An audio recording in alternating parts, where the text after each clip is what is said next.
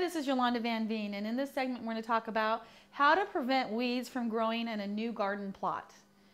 So we set aside an area for a garden, and we might have it tilled up, or we might bring some compost in or use our own soil, and it's beautiful and brown, and within a month there's just weeds everywhere, and it just drives you crazy because you spent all this time and money getting this new garden plot down and you haven't put the plants in yet, you haven't gotten to it, and there's weeds everywhere.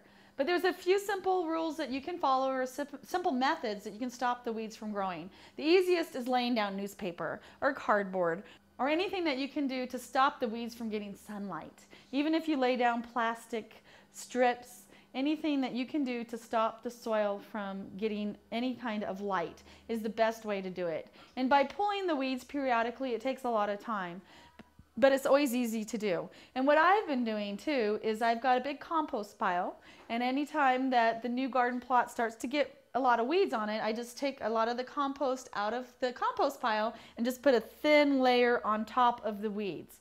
Because I found it's much easier to put dirt on top of the weeds than try to pull out the weeds and start over. And that way you can plant right into that new soil. And garden plots and garden raised beds, they love to be raised. So there's really no rules on how high you can go.